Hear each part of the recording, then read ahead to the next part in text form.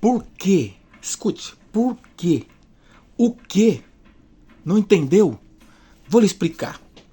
Por que falar sobre critérios necessários que aprovam quem diz ter ministério eclesiástico? Olha, neste terceiro vídeo da série As 7 Lições para o Equilíbrio Ministerial, eu não posso deixar passar a importância ou o importante. Eu não posso deixar passar a lição que chamo de os critérios necessários que aprovam quem diz ter ministério eclesiástico. Agora, o que pregar não deve ser levado a sério por quem prega? Como a experiência de vida certa em seu tempo, mas a aprovação criteriosa de líderes e igreja é importante. Quais as lições que ainda a gente pode, através deste fenômeno que está acontecendo agora, atualmente, nas redes sociais, meu Deus, explodiu demais. Mas uma realidade, gente, não é no altar que somos qualificados com os necessários ou as necessárias aprovações ministeriais, não é. Então, neste vídeo, você vai entender uma coisa. Ser chamado por Deus, escute, é uma coisa. Ser, apontado por homens é outra coisa. Mas ter qualificações que aprovam o exercer o cargo é outra coisa. Por que lembrar isso? Por quê? Fica comigo. Eu sou o pastor Fábio Elias, do canal Resumindo Divinas Razões. E este canal tem um propósito: buscar edificar o ministério local de obreiros. Eu sou obreiro, gente, há mais de 20 anos. E posso estar aqui nesta hora com você, falando, extraindo lições, compartilhando experiências e, lógico, edificando sua vida. Aqui na minha cidade, aqui na minha terrinha, Paraná, aqui, Rolândia, tá frio. E nós levantamos cedo pela manhã, como de costume, para os nossos momentos de oração, nossos momentos de meditação. Então, vale a pena continuar nesse mesmo tom. Agora, com as lições já compartilhada nos 2 vídeos anteriores desta série, busco deixar claro que não estou aqui condenando Miguel de Oliveira. Não é a minha intenção. Agora, através de tudo que está acontecendo, eu quero extrair lições para que Deus seja claro para com aqueles que Ele vai chamar, para com aqueles que estão, sim, atendendo o chamado. Então vale a pena parar comigo aqui e dar esse tempo para a nossa vida ser abençoada. Faz sentido para você? Posso orar por você? Então eu quero orar com você. Senhor Jesus, em teu nome agradeço por mais este dia de vida e tudo, Senhor, tudo de bom que nos irá o Senhor proporcionar, alcançar neste dia. Mas nos dê força para vencer os momentos difíceis que podem vir, porque Jesus disse: basta cada dia o seu mal. Abençoa este meu amigo obreiro, esta minha amiga obreira que me ouve agora. Sim, ó Pai, abençoa, dá a eles tua força, a sabedoria. Nos ensina, Senhor, a te servir melhor.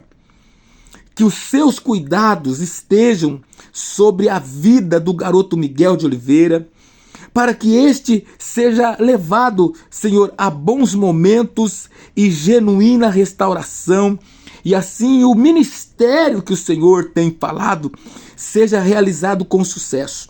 Ó Deus, nós sabemos que o Senhor, através da sua reta justiça, pode colocar tudo em bons lugares, trazendo restauração, vida, força e bênção. Segundo a sua vontade, nós oramos em teu nome, Jesus, ao Pai. Escreva amém aí no comentário. Agora, por que falar sobre critérios necessários que aprovam quem diz ter ministério eclesiástico? Queridos, você que vem acompanhando as coisas que estão aí sendo faladas, tem vídeo no YouTube, tem vídeo nas redes sociais que Miguel era orientado a se posicionar como o pregador missionário Miguelzinho, o pregador missionário Miguelzinho. E você acha realmente que crianças, adolescentes, como vemos, têm realmente capacidade para exercer o ministério da pregação ou de missões a uma realidade como nós sabemos os desafios que tem? Para pensar. O ministério eclesiástico, gente, refere-se ao serviço e à liderança espiritual dentro da igreja. Deus levanta pessoas, sim, para pregar, sim. Deus levanta.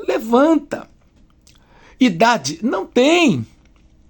Mas quando se trata de exercer ministério, senhoras e senhores, cabe a nós lembrarmos que não estamos agora simplesmente buscando aprovação, qualificação no altar, mas há necessidade de aprovações bíblicas, aprovações que realmente a sociedade que nos cerca, ou o juízo coletivo que nos envolve, surge explodindo-se como uma realidade força de questões que buscam peneirar.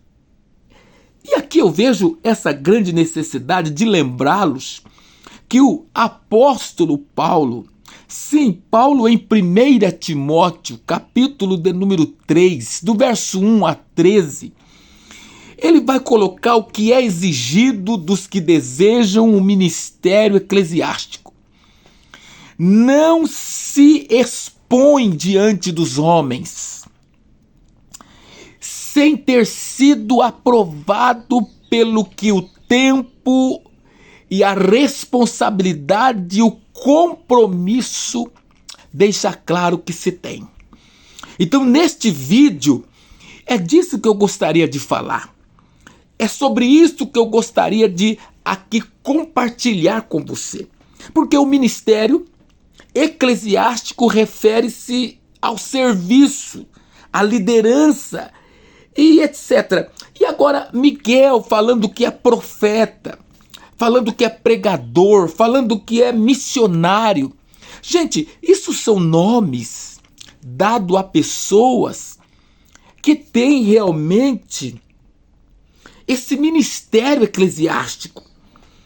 E Deus levanta pessoas, mas levantar para esse nível há uma grande necessidade, uma justa necessidade de critérios que aprovam para que o ministério seja exercido.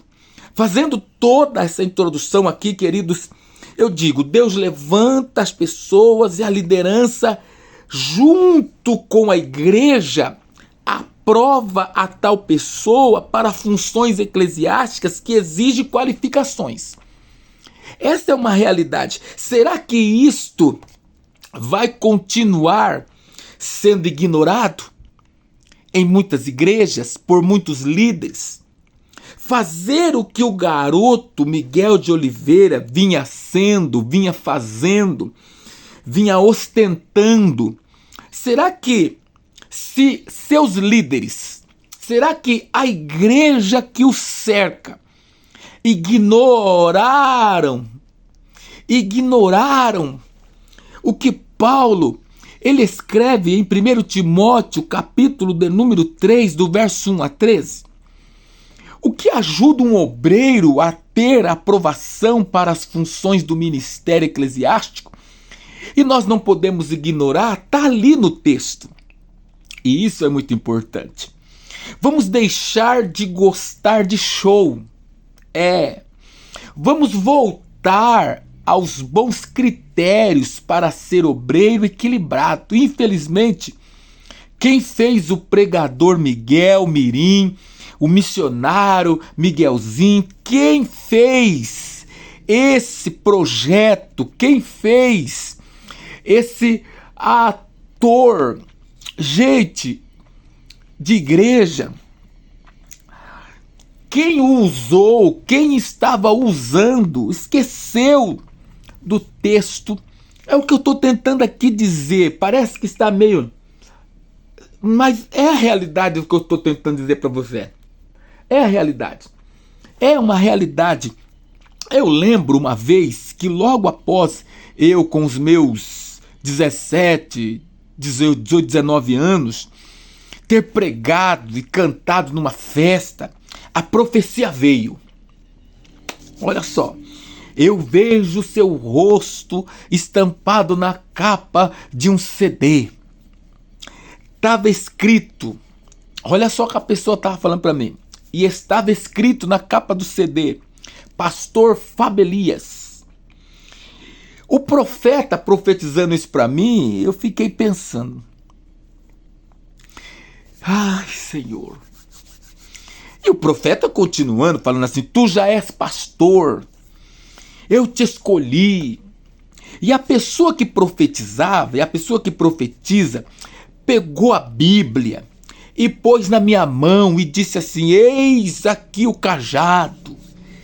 Irmão, foi bênção. Eu chorei, pessoas se alegraram, eu criei. Mas 7 anos após aquela profecia, eu gravei um primeiro CD e coloquei lá pastor. Porque antes disso, antes de colocar pastor, foi necessário muita coisa para dar base. Foi necessário passar por experiências para dar base. Foi necessário ser testado para dar base. Foi necessário passar pelo juízo coletivo, ao se manifestar como um servo de Deus, como um obreiro do Senhor. O que fizeram com o Miguel, gente, é uma ignorância muito grande. E isto é o preço que agora muitos irão pagar, estão pagando, porque não tem sido olhado a palavra de Deus. E muitos obreiros não ligam para a orientação de Paulo. Muitas igrejas estão ignorando a orientação de Paulo. Mas muitos líderes e igrejas ignorando a orientação de Paulo. Em 1 Timóteo, capítulo 3, 1 a 13, queridos, porque só tem dons, é perigoso. Porque só tem habilidades, sabe comunicar, sabe se expressar, sabe gesticular, é perigoso. Por isso, quem vai ostentar ministério eclesiástico, seja itinerante, seja missionário, seja obreiro local, seja o que for, precisa de qualidades que o diferencia. E eu observando essa parte da Bíblia e vendo isto, me chama atenção, porque se as pessoas quisessem evitar todo esse mal falado das redes sociais, se as pessoas não estivessem atrás das suas ganâncias, se as pessoas não estivessem atrás de fama, meu Deus, era só praticar o texto bíblico, iria resolver muita coisa. E eu estou taxando essa questão porque nós, obreiros da casa de Deus, você obreiro, você obreira, não ignora. Essas coisas precisam ter chão, exige chão firme. E o que poderia então, pastor Fábio, ser este chão firme? O texto sagrado. 1 Timóteo 3, 1 a 13. Porque eu vejo qualidades, critérios, que quando observado, abençoa as pessoas, sim. Se você observar o texto, nós encontramos qualidades, critérios necessários, começando no interior. Sabe, irmão, o interior. Eu ouvi uma frase de um pastor comentando sobre o Miguel, e ele fala assim, que Miguel perdeu a inocência.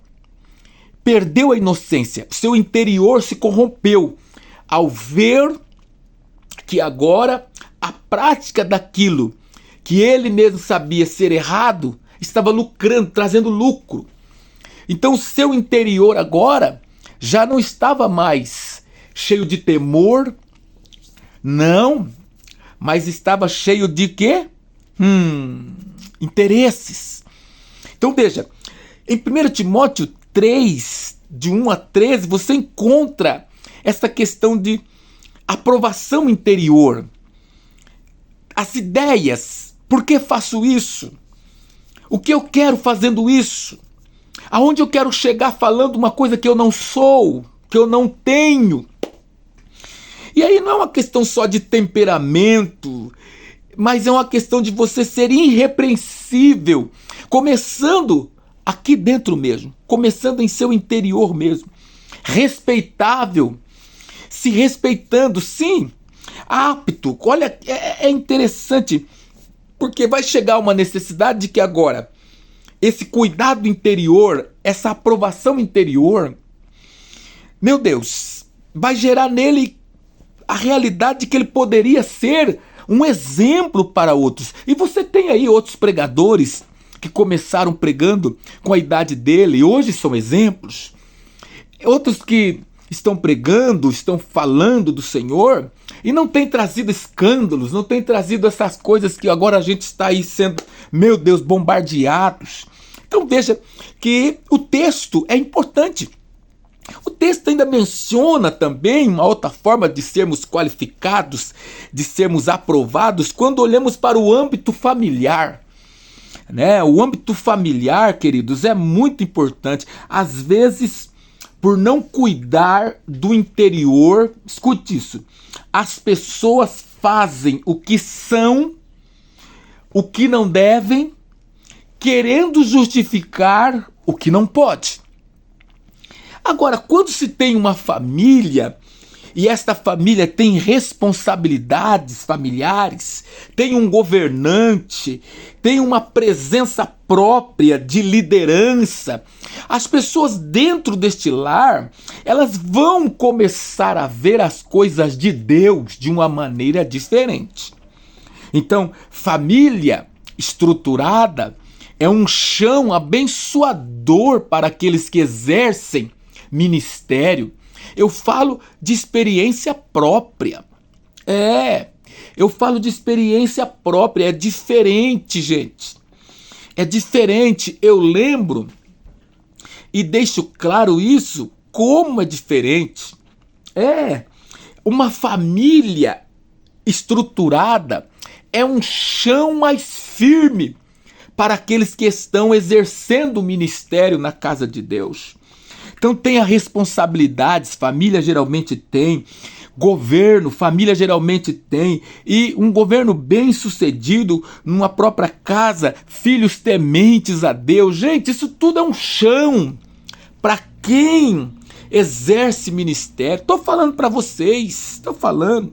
Sabe, irmão, uma coisa importante também que você observa no texto de 1 Timóteo 3, 1 a 13, quando o apóstolo Paulo vai dar as qualificações, as qualidades, os critérios para quem exerce ministério, para quem pode ser aí chamado de profeta, de profetisa, missionária, missionário, obreiro e assim etc. Gente, a gente tem também que ver que a igreja que lhe cerca, a igreja que ele serve, o local que ele congrega é um respaldo muito forte. Muito forte. Geralmente as pessoas têm ignorado isso. Igreja tem que olhar se a pessoa realmente tem uma fé, se a pessoa realmente ela tem uma boa reputação entre os de fora e também com os de dentro. Hoje tem igrejas com treinamento para tornar uma pessoa avivalista, curadora e ministrante de poder, de unção e anestesia angelical e tanta coisa. Pessoas não crentes desaprovando isso aí. Mas tem igrejas que estão vendo que os dons mal usados é fonte de lucro. Isso é perigoso. Você me entende? Tem igrejas que estão aceitando isso aí. E o texto diante deles, a palavra diante deles. Ah, meu Deus.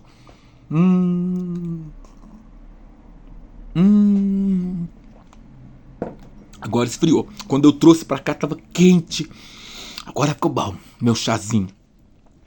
Agora, quantas vezes você tem visto isso aí por aí? Treinamento para levantar uma massa de curadores, de gente que tem unção da anestesia angelical. E eu vejo nos comentários pessoas ímpias dizendo isso aí, tá furado isso aí, gente, tá furado. Então muitas vezes tem igrejas que não se tornam o chão firme para bons obreiros. E essa pode ser uma causa por que está surgindo e não vai parar. Tantos outros.